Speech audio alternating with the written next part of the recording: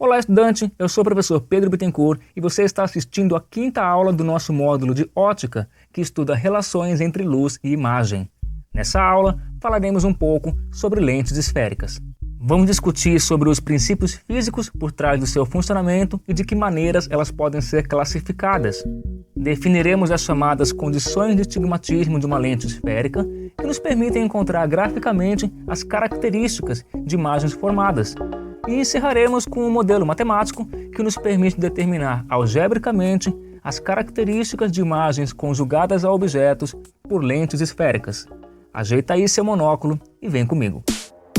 Assim como os espelhos, que nós estudamos anteriormente, lentes também são largamente encontradas na antiguidade. Alguns retratos de religiosos utilizando óculos, feitos por inúmeros artistas desde a Idade Média, mostram que esse domínio em fabricar lentes é bastante antigo. Em detalhes de um afresco da igreja de São Nicolau, datados de 1351 e 1352, de autoria do pintor italiano Tommaso da Modena, temos ilustrados cardeais lendo com auxílio de lupas e lentes.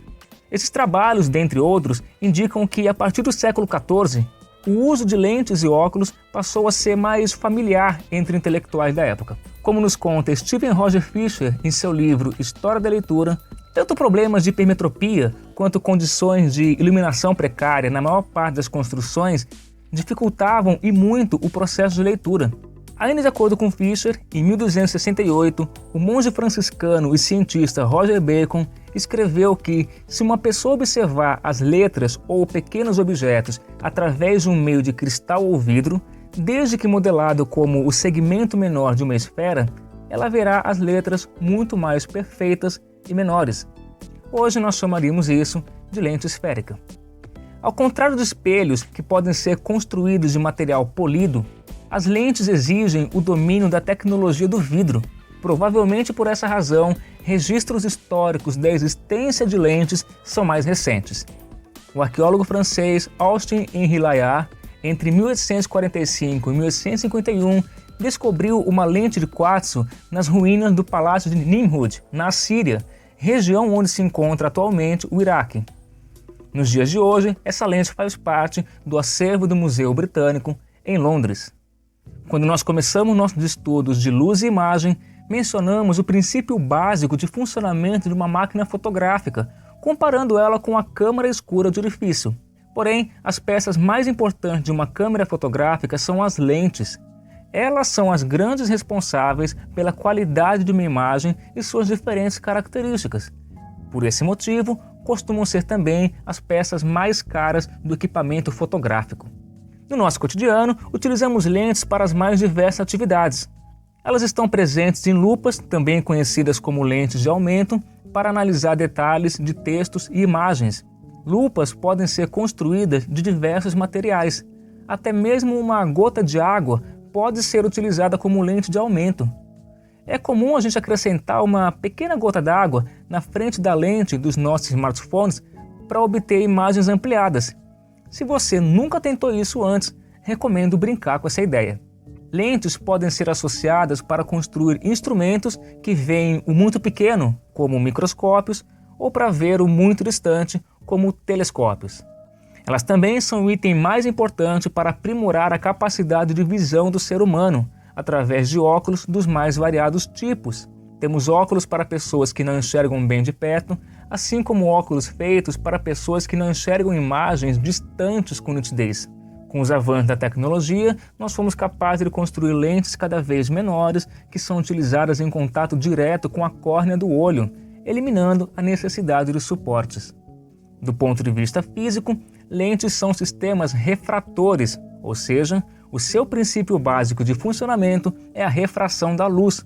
Como já estudamos, ela consiste na mudança de meio de propagação com a sua consequente alteração de velocidade.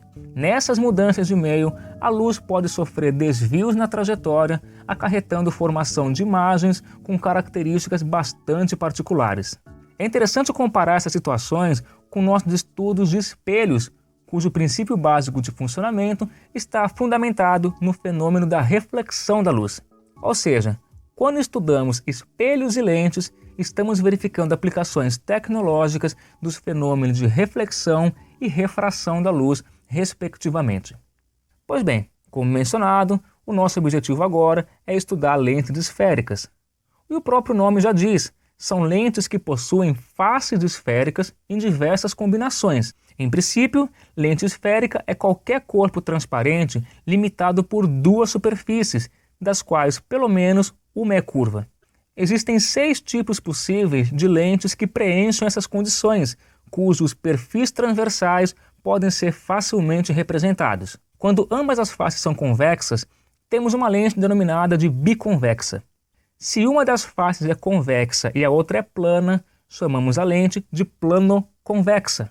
Caso possua uma face convexa e outra côncava, poderemos ter 2 tipos de situação.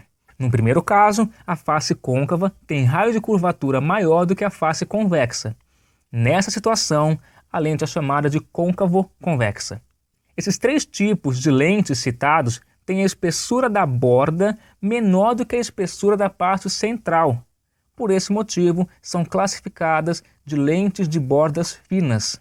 Podemos ter também lentes de bordas grossas, que, como observado, possuem espessura maior na borda do que no centro.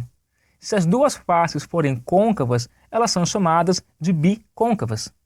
Quando uma das faces é plana e a outra é côncava, a lente é denominada de planocôncava. Por fim, temos novamente a situação na qual uma das faces é côncava e a outra é convexa. Agora, porém, a face convexa possui raio de curvatura maior do que a face côncava e, por esse motivo, a lente é chamada de convexo-côncava. Vemos, portanto, que nomeia-se em primeiro lugar a face com maior raio de curvatura. Em geral, lentes de bordas finas possuem comportamento convergente, ou seja, os raios de luz, após serem refratados pela lente, convergem para um mesmo ponto. Vemos que esse ponto de convergência em lentes que seguem condições especiais é o foco da lente. Pode-se perceber que o foco de uma lente convergente é real, pois pode ser obtido pelo encontro dos raios refratados. Em contrapartida, lentes de bordas grossas geralmente possuem comportamento divergente. Os raios de luz, após serem refratados pela lente, divergem de um mesmo ponto. Analogamente à lente convergente, esse ponto é o foco da lente. Perceba que nesse caso o foco é virtual, pois pode ser obtido pelo encontro dos prolongamentos dos raios de luz refratados. Na segunda parte dessa aula, definiremos os elementos de uma lente esférica e utilizaremos traçado de raios para determinar graficamente as características das imagens.